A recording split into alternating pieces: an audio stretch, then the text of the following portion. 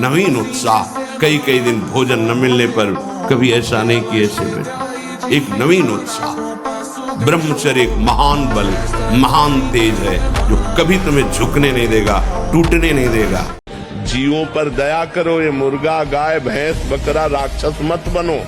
जो आज की समाज राक्षस बन रही है, इससे कुछ नहीं होता। जो पवित्रता में बल है, जो पवित्रता और संयम में जितेंद्रियता में बल है, वो ऐसे भैंसा मुर्गा खाने से बल थोड़ी होता है। ये तो अपनी जबान की केवल स्वाद की वृत्ति से दुर्गति करवा रहे हो। इसलिए किसी जीव को मत सताओ। हम बार बार कहते हैं, बिल्कुल बात मान लो, गंदी बातें छोड़ो, शराब पीना छोड़ो, मांस खाना छोड़ो, पराई स्त्री से बेविचार करना छोड़ो। तुम्हें अपने मन बुद्धि चित्त अहंकार, इसमें जो काम स्फुरणा हो रही उसे मिटाना होगा। ऐसी स्थिति तुम्हें लानी होगी कि सारा जगत जो काम क्रीड़ा में लगा हुआ है, कामाभ्यास में रत है, भोगाभ्यास में रत है, तुम्हें ब्रह्माभ्यास भगवदाभ्यास में स्थित होना है। साधक समाज में तो ठीक से ही रहेगा, पर एकांत उसका दूषित ना होने पाए, विशेष ध्यान की बात है। आप जो अपनी कुटिया में अकेले हैं, उस समय आपको विशेष सावधान रखना है, क्योंकि एकांत में मन इंद्रियों के सहित उपासना से विलग आचरण करने के लिए वो पूरा बल लगाता है, इसलिए सावधान।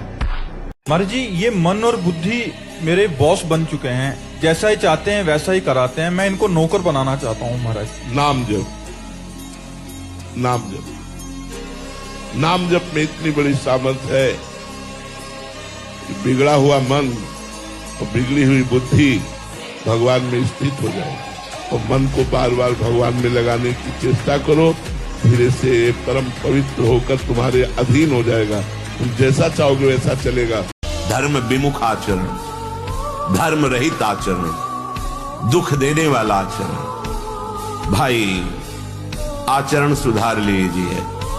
सबसे बड़ी साधना आचरणों को सुधारना होता है। बहुत ज्ञान विज्ञान है, आचरणहीन हो वो कोई महत्वशाली ज्ञान नहीं रहा।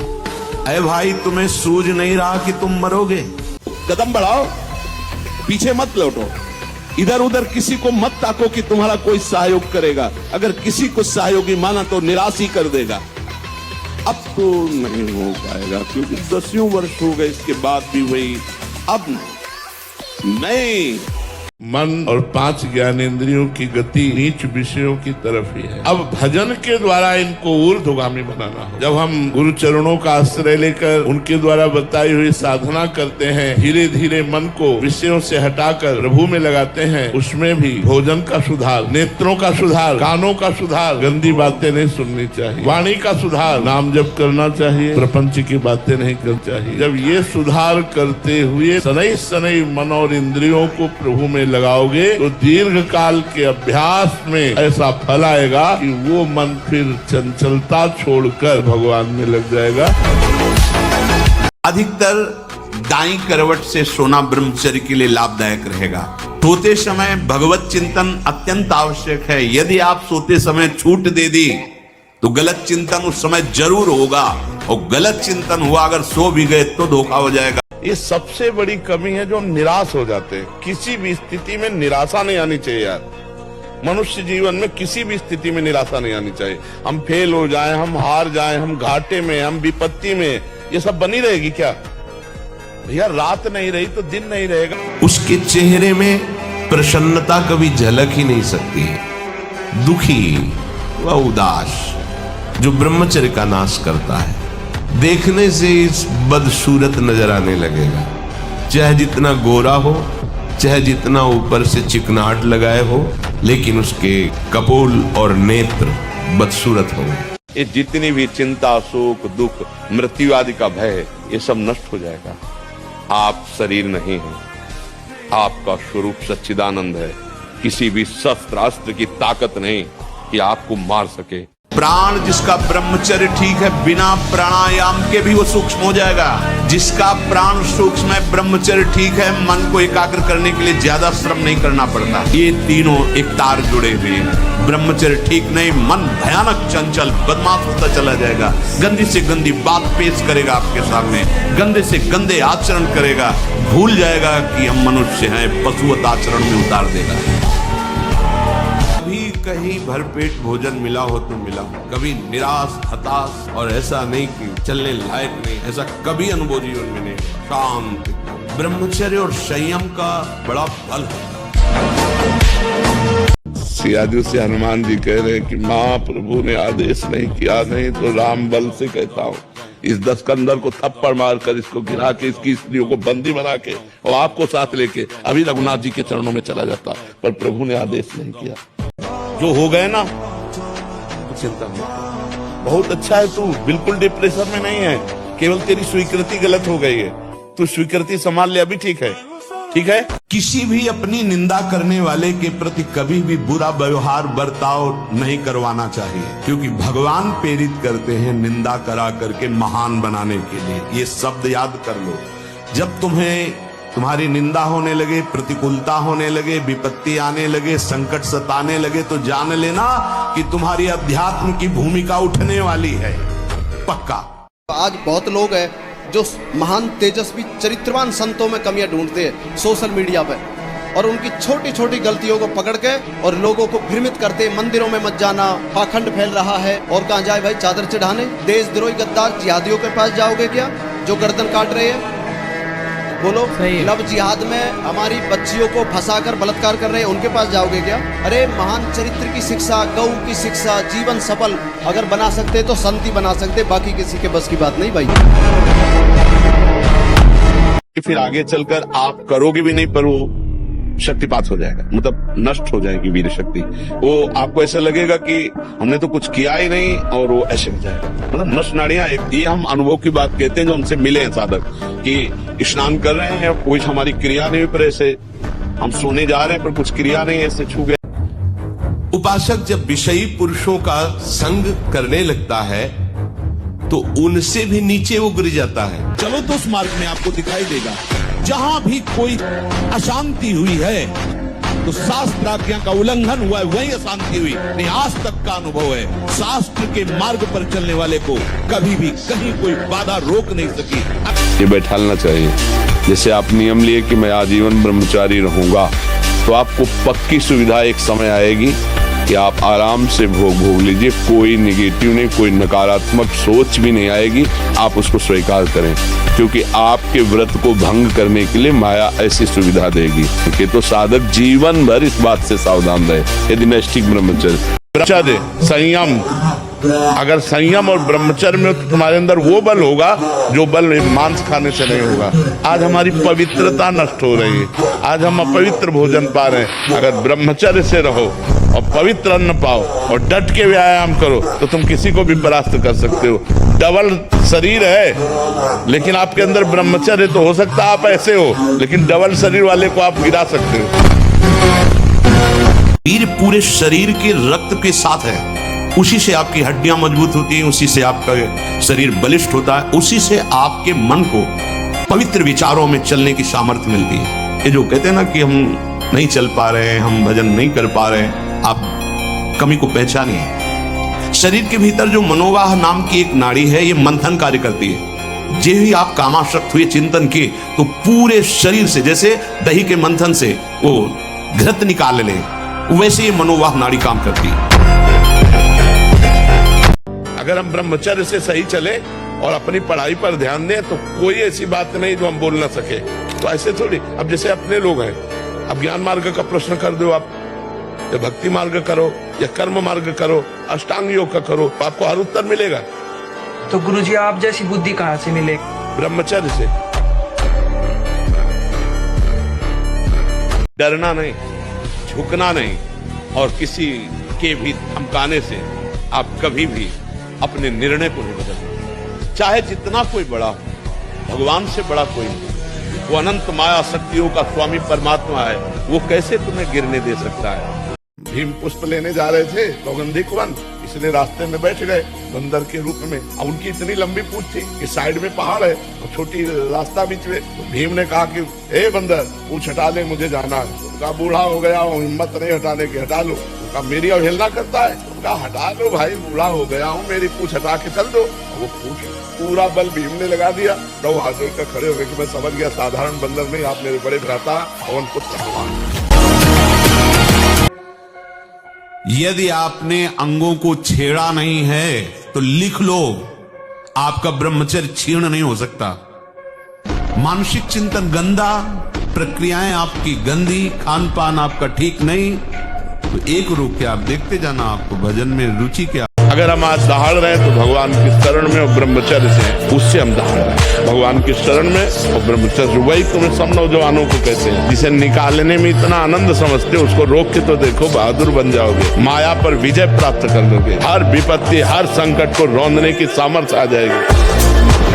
सोडा वाटर, लेमन या ठंडे पेय पदार्थ जो शीशियों में आते हैं, हाँ, ये ब्रह्मचर्य, संयमी, भगवत मार्ग, ये सब चीजें ले भाई। आपको अमृत पान करना है, राधा नाम सुधा रसम तुम बहुत सावधान। भोजन के समय आपको पानी नहीं पीना है। यह अभ्यास आपकी दिनचर्या में बहुत बाधा पहुंचा देगा। यदि आप भोजन के साथ पानी पीते हैं, गैस बनना शुरू हो जाएगी, कब्ज बनना शुरू हो जाएगा, आप परेशान हो जाएंगे। अधिक भोजन करने वाला आंतों को बोझिल करता है, और जिसकी आंतें बोझिल होती हैं वो ब्रह्मचर्य नहीं रह सकता।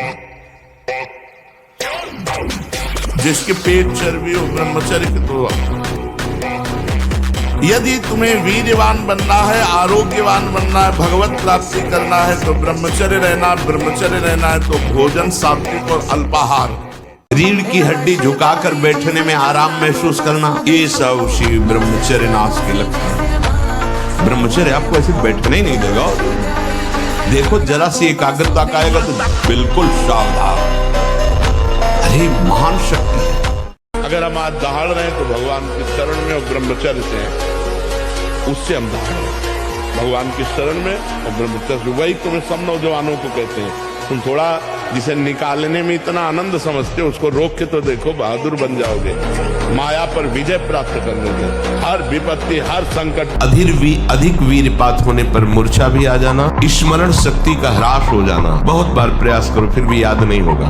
और ब्रह्मचर्य सही है तो एक बार बोल दीजिए, 100 वर्ष बाद सुन लेना, वो अपने आप स्थापित हो जाएगा। जिसे निकालने में इतना आनंद समझते हो, उसको रोक के तो देखो, बहादुर बन जाओगे, माया पर विजय प्राप्त कर लोगे, हर विपत्ति हर संकट को रौंदने की सामर्थ्य। भगवान परशुराम जी ने 21 बार अकेले संपूर्ण भूमंडल के राक्षसी स्वभाव वाले क्षत्रियों का विनाश किया। 21 बार घूम घूम करके अकेले फरसे थे। क्यों? बाल ब्रह्मचारी। नियम लो आज से, चाहे कुछ हो जाए अपने हाथ को कंट्रोल में रखना, चाहे कुछ भी हो जाए, चाहे जितना मन परेशान करे, जीत जाओगे अगर नियम ले लोगे। ले रहे हो नियम? कुछ भी हो जाए मैं क्रिया नहीं करूंगा। बस फिर तुम अगली बार आना, हमें बताना तुम्हें क्या परेशानी है। हम किसी माता बहन की तरफ देखा, उसके अंदर काम नहीं है लेकिन स्वाभाविक रचना है, वो मृदु मुस्कान के द्वारा देखना, बात करना, ऐसे अब वो स्वाभाविक बड़े निर्मल भाव से देख रहे हो। और मेरा मन है मलिन, मेरे मन को लगा कि मेरी तरफ ऐसी चेष्टा, अब कुछ नहीं हो, कहाँ की है क्या, अब बैठे बैठे भगवत चिंतन नहीं होगा, वही चिंतन होगा। कभी कभी जो व्यायाम करते हो बीमारियों का निमंत्रण देते हैं। आज आप लगाओ 20 दंड और 50 बैठक और 5 दिन छोड़ दो, पूरा शरीर दर्द करेगा। ये लगाओ फिर वह दर्द करे। रोज अगर नियमित करोगे तो वही पच करके आपके शरीर को पुष्ट करेगा। जैसे हम बिठूर में गंगा के किनारे थे तो एक दिन एक शराबी हमें मिले, शराब पिए हुए थे और गए इधर आ। अब 17-18 की अवस्था, नए बच्चे थे, बल तो इतना था कि अगर ये कुछ उद्दंडता करेगा तो संभाल लेंगे। रब से ब्रह्मचर्य और दंड बैठक मारते थे तो बल तो था ही ऐसा कि अगर जरा भी उद्दंडता करेगा तो संभाल जाएगा, कुछ ज्यादा है नहीं तो निर्भय के नजदीक है। भगवान पर विश्वास करके लंका में रावण की सभा में अंगद ने कदम रख दिया कि बार बार मेरे प्रभु को मनुष्य कहता हो वीर, तेरे सभा में कोई मेरा पैर उठा दे, हिला नहीं पाया। भगवान का अंश है अंगद, हम तुम भी भगवान का अंश है। भाग्य के अनुसार चलने वाले नहीं हैं। भाग्य को रौंदने वाले हम। भगवान का बल, भगवान का आश्रय, तो भाग्य क्या करेगा? हमारे शरीर को नष्ट कर दो, हम अविनाशी दूसरा शरीर धारण करके फिर भजन करेंगे भगवान का। आपको जो चाहिए वो मिल जाएगा, पक्का मिल जाएगा। हमारा विश्वास है, हमारा अनुभव है, जो चाहिए वो मिल जाएगा। जो चाहिए, कर तुम अकर तुम अन्यथा कर तुम सर्व समर्थ। ऐसे चमत्कार तुम्हारे जीवन में होंगे कि तुम आश्चर्यचकित हो जाओगे। केवल भगवत नाम का आश्रय ले लो, कृष्ण कृष्ण बोलो, राधा राधा बोलो, आप खुद देख क्या चला जाता है। अंदर ही अंदर मनन करते रहो, बाहर से खूब काम करते रहो, क्या परेशानी होनी। और अगर विजय ना हो जाए तो मैं बता, देखो ब्रह्म मुहूर्त में उठ के देखो आप 4 बजे उठिए, थोड़ा जल पीजिए, शौच जाइए, फिर इसके बाद कपड़ा पहनिए पवित्र होके, और फिर दौड़ लगाइए, दंड बैठक मारिए, थोड़ी देर घंटा आध घंटा नाम जप कीजिए, भगवत ध्यान कीजिए, फिर अपने काम में चले जाए। देखो आपका चेहरा, आपका जीवन प्रकाश में रहेगा। देखो, यदि आप गंदी बातें करोगे, गंदी हरकतें करोगे, तो विश्व में कोई ऐसा वैद्य नहीं कि आपको ब्रह्मचारी दवा से बना दे। मान लीजिए, हमारी प्रार्थना मान लीजिए। उत्साह संपन्न मदीन्द्र सूत्रम क्रिया विधिज्ञम व्यसने प्रसक्तम सूरम कृतज्ञम दृढ़ सौहृदन से उत्साह से संपन्न रहो। हर सफलता को प्राप्त करने के अंदर असफलता को रौंदते जाओ। 1 बार असफल होंगे, 2 बार असफल होंगे, 3 बार असफल होंगे, 4थी बार मुझे ज्ञान हो जाएगा मैं क्यों असफल हो रहा हूं, और उसमें निकल जाएंगे। मैं भगवत मार्ग का प्रतीक हूं, उपासक हूं। मुझे वही करना है जो मेरे शास्त्र और गुरुदेव कहते हैं।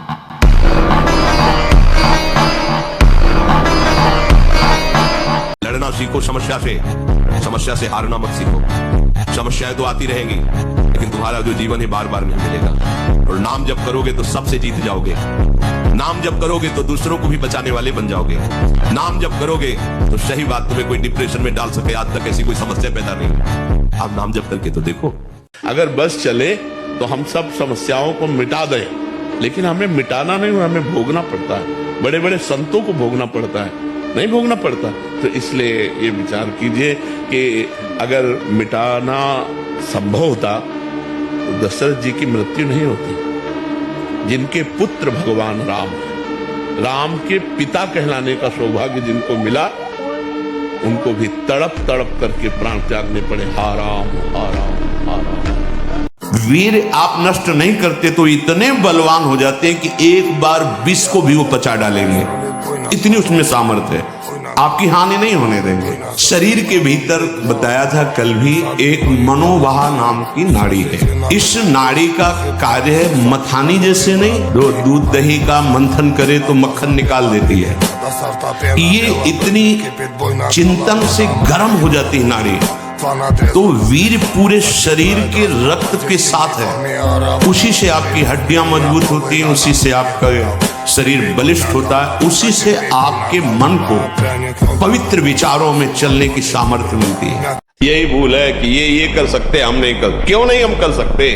बड़ी से बड़ी स्थिति जितनी भी बनी, चाहे भागवतिक बनी चाहे लौकिक बनी, हमारे लिए बनी, हम तैयार नहीं करते उसको, हम स्वीकृति नहीं करते। इसीलिए हर देश का नागरिक हर पद पे भारत के बैठ सकता है। ऐसे भगवान का बच्चा हर ऊंचाई पर चढ़ सकता है। थोड़ा आगे बढ़ो, नाम जप करो, धर्म से चलो, और शरीर जैसे जवान शरीर है, व्यायाम करो, जरूर करो। कसम खाने से ब्रह्मचर्य नहीं रुकता, सात्विक भोजन पाने से रुकता है। मोबाइल से गंदी बातें मत देखो, हस्त मैथुन करने की चेष्टा मत करो। सुबह 2-3 किलोमीटर दौड़ लगाओ, 15-20 मिनट दंड बैठक मारो, बढ़िया शीतल जल पियो, तो कुछ दिन। जो अपनी पाणी ग्रहण की हुई स्त्री को, निर्दोष स्त्री, नाना प्रकार के दोषारोपण करके दंड देता रहता है, कलह मचाता रहता है, ऐसे पुरुष को नरक की प्राप्ति। और जो अपने सज्जन पति का त्याग कर पर पुरुष का अनुसरण करती, ऐसी स्त्री को नरक की प्राप्ति। मैं अपनी गर्दन कटा सकता हूं, लेकिन अपने साधन को नहीं नष्ट होने दूंगा। नहीं तो मनोरंजन के लिए बहुत बढ़िया संसार है।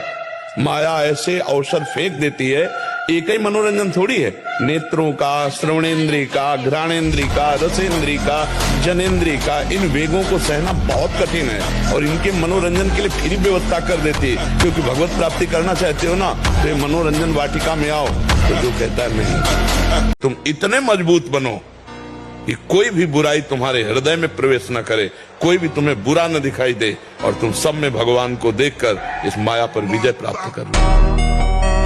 यही मन तुम्हें जहर खवा देगा, यही मन तुम्हें फांसी में टंगवा देगा, यही मन तुम्हें जेल पहुंचा देगा, यही मन तुम्हें नर्क पहुंचा देगा। इसीलिए ये अध्यात्म बना हुआ है। डिप्रेशन किस बात का है? क्यों डर रहे हो?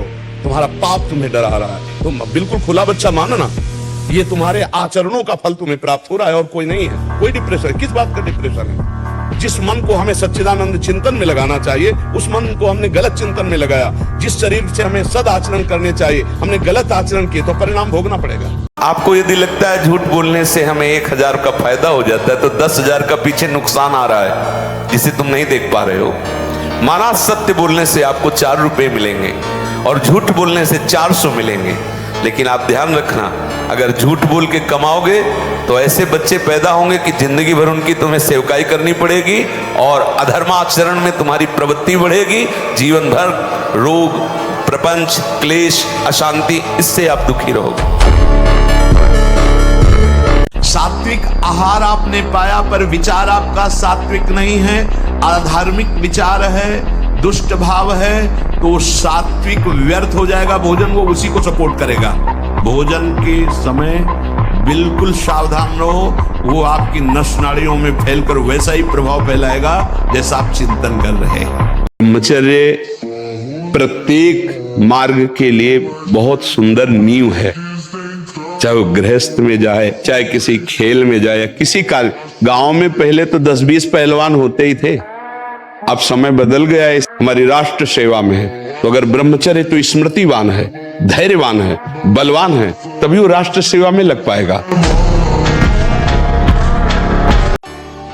क्या जीवन ऐसा, अगर हम भगवान के भक्त का वेश धारण करके अपनी रसेंद्रिय और जनेंद्रिय के सुख के लिए भटक रहे, तो धिक्कार है, हमारे जीवन को धिक्कार है।